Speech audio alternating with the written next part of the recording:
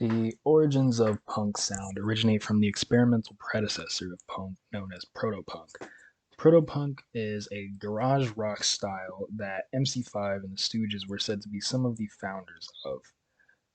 Though there were still many contributors and influencers when it came to the punk scene's collective sound.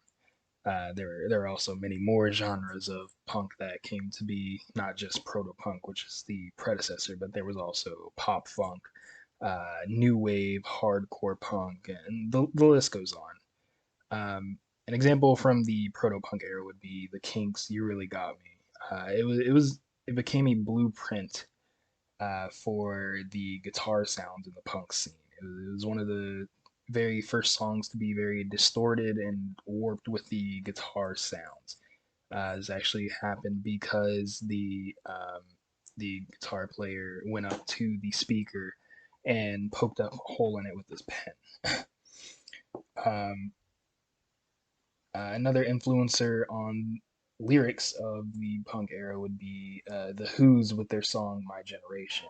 This song was able to capture the amount of frustration that most punks aspired for, along with another example, once again going back to MC5, Kick Up the Jams.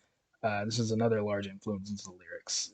Their loud yelling and aggressive rolls while they called out "Kick up the jams" served as another base for where punk sound would base itself off of. Uh, the surprising combination of chaotic lyrics, thundering voice, and a three chord, four to the floor rhythm pattern is what gave punk music the very fast paced and exciting tone that it usually seems to have.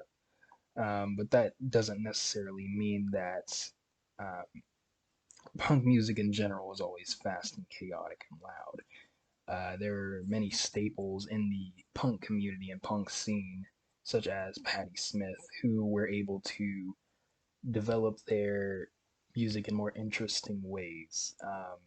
It it was very experimental, and these different types of experiments are what were able to give notice and length into the other subgenres of punk.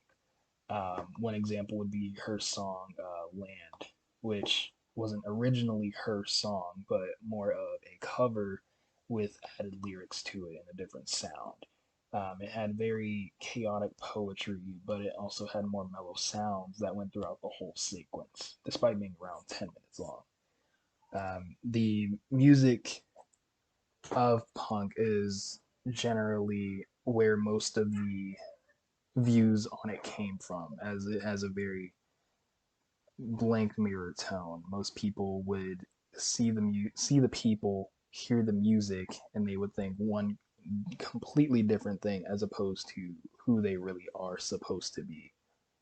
Um, we have the music that was playing in the background before was it's called Linoleum by the artist NoFX.